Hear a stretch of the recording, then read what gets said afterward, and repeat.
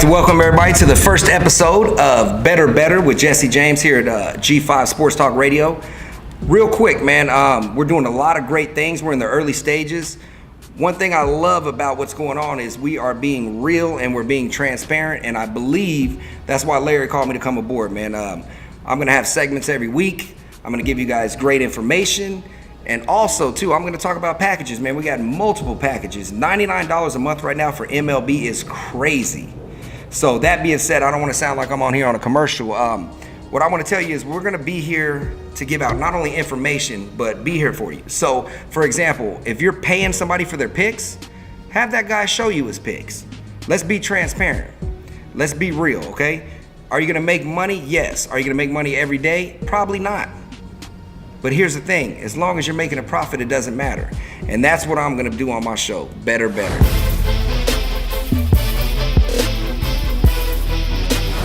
Right now, really quick, I wanna get into what we called on the Golden State game, because a lot of people thought it was crazy. You had Golden State without KD. I'm gonna give you a stat that you guys might have known, but you probably didn't. Golden State without KD is what? 30-4, right? And they're way more experienced, better coached, right? Now, Harden is a great player and he did his thing, but a lot of people took the under on that game when we knew it was going to fly over. Not only did we know it was going to fly over, all our information said it was going to fly over.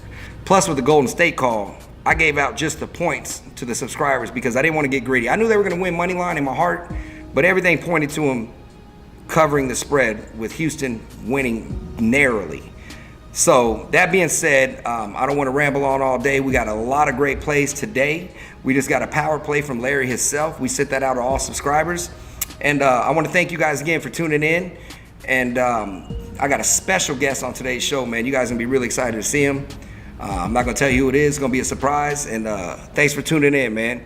Jesse James with G5 Sports Talk Radio. Become a better, bro. Without further ado, I want to welcome on my friend, you know what I mean, my buddy, somebody I grew up with, known my whole life, Robert Twixx Taylor.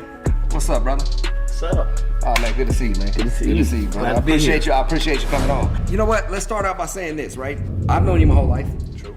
You've been probably cutting my hair since I was a kid. You've always cut hair. True. And one thing that you told me that resonated with me and might resonate with you guys is being a barber, man, is a huge deal.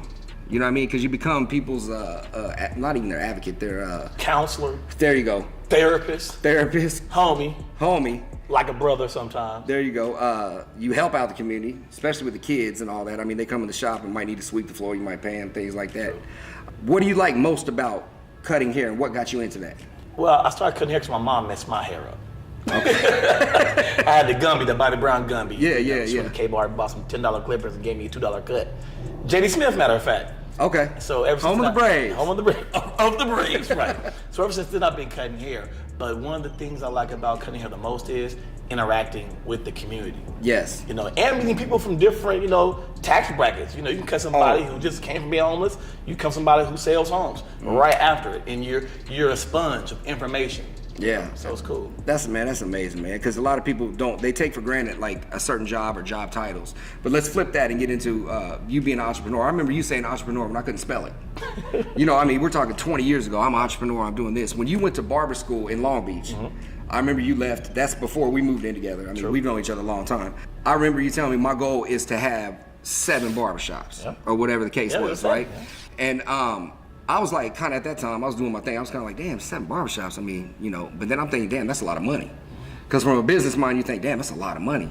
But then I'm looking at it like you're trying to give people jobs because you've always been the positive guy. So you're trying to help out the community, give them jobs, and also, get a good product. Because Fade 'em All is known for fading everybody, not just black folks, white folks, everybody. Fade 'em All is the key, right? That's why I Fade 'em All. Okay. I named it that because of that. Exactly. Yeah. And my main, what I was trying to get to was when you went to Long Beach and you came back and you had this plan to open up these barbershops and you said, I'm gonna be an entrepreneur.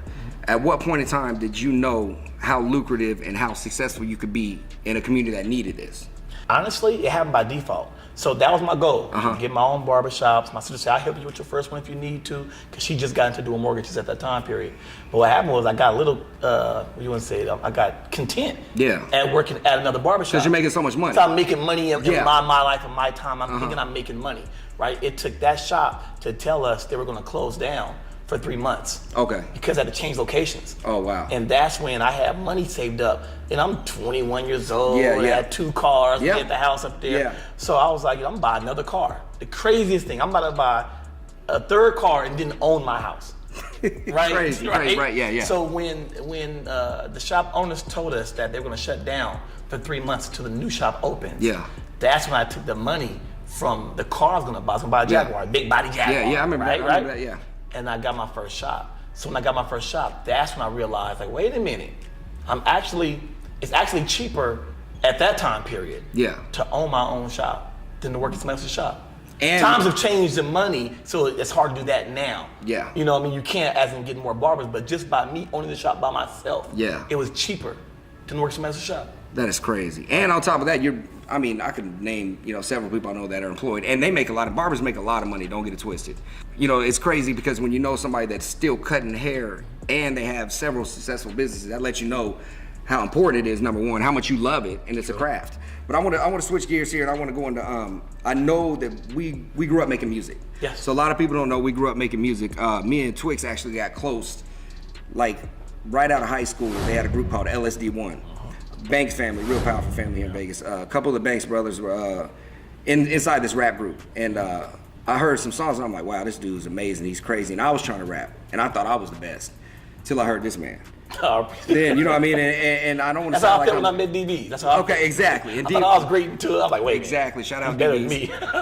Music after that transpired. And what I want to get into real quick, when we moved in together, when we were young, I remember you saying, hey man, I got an opportunity to be on this Black Gangster soundtrack, a book written by Donald Goines. You guys might know Donald Goines was going to do a movie based on the book Black Gangster. Yep. Anyway, long story short, I won't get into the politics because I'm not going to talk about it. They can Google that. You can Google that and figure out what happened. Give me your story real quick. I remember you telling me you were flying out last minute, your story, and everybody that was on that record, because that was huge. At that point, you know somebody, I'm like, okay, this Twixx is on his way.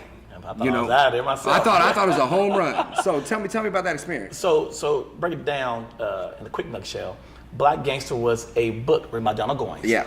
They was making a movie out of it. Yeah. Jay-Z was going to be in the movie. Yes. On the soundtrack, it was 50 Cent, DMX, Ja Rule, Donnell Jones, Freddie Fox, and some more up-and-coming artists at that time. Mac Dre and Mac Mall. I was going to say, I remember two more. Okay. And my song was called Ruby's Theme. Ruby was one of the main characters in the movie. And my song would be the theme of the album. It was me and my sister, Alicia Taylor. So if you Google it, Black Gangster soundtrack in '99, you'll see Maddox, M-A-T-X, M-A Mahogany, which is my sister, T-X for Twixx. Okay. And the movie never came out due to situations that happened. Absolutely. And by that happening, at the time period, I thought my music career was over. I thought. Because that was my big catapult into the industry. But I still have that on my resume, on the CD, Jay-Z, DMX, Ja Rule, all these big artists, and I'm on it too. And the consistency after that was like, I always think, and I would never make excuses for artists at that time, but my opinion on this, and a lot of people, a lot of you guys can agree with me on this, is locally in Vegas, the internet wasn't popping. At all. So you didn't have that avenue. If there was that avenue in that late 90s, Vegas would have so many artists. But what I want to say now is you're working on a new record now, correct? Yes, I am. Okay, and I know you did the Father's Day song last summer that blew up. Yes, sir. That was amazing, man, a tribute. Now you just did a Mother's Day tribute. You guys can check that out on YouTube, too. Twixx did a Mother's Day tribute. What I want to get into is where are you now? What are you doing now? Where can we find you now? Right now, I'm in a place and in a space where I want to have fun.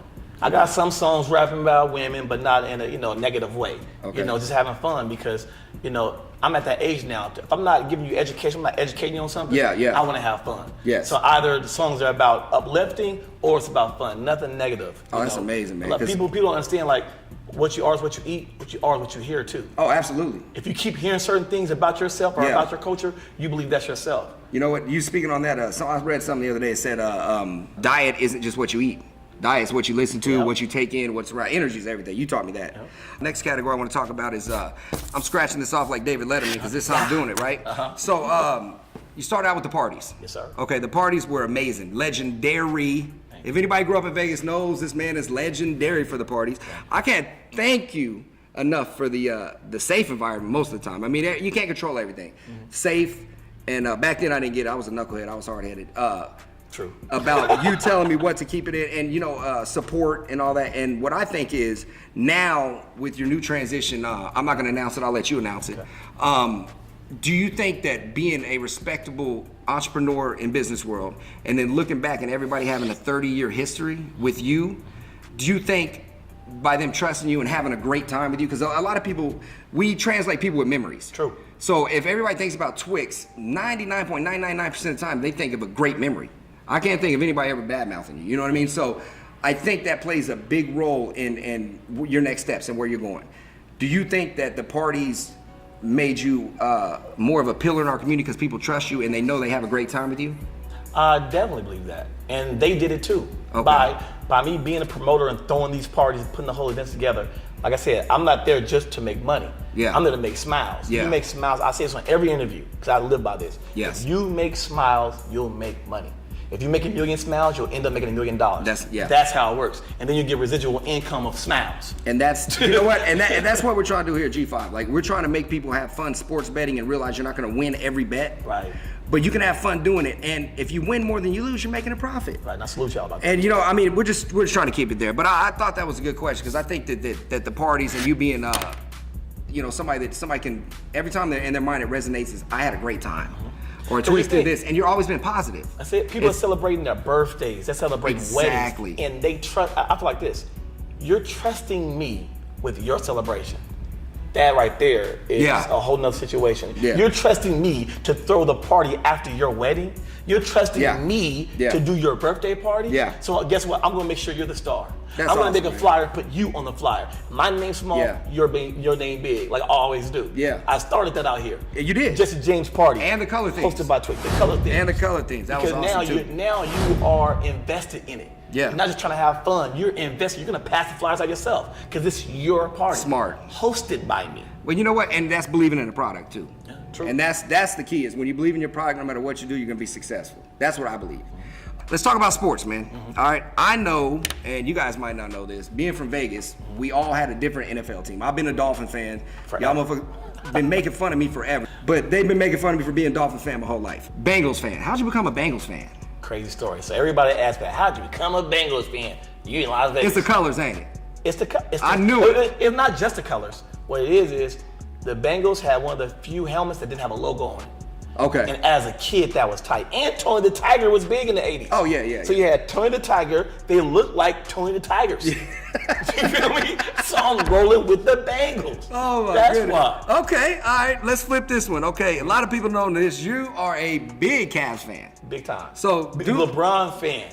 Okay, LeBron. But Cavaliers too, right? Yeah, because of LeBron, yeah. Okay, so tell me why and how and what led you to say, and I know it's a better view at the game. I mean on your TV than at the game. So a lot of people don't know this. I love going to games for the experience, but sometimes if it's a good game, Super Bowl, I'd rather be at home because I got the best view.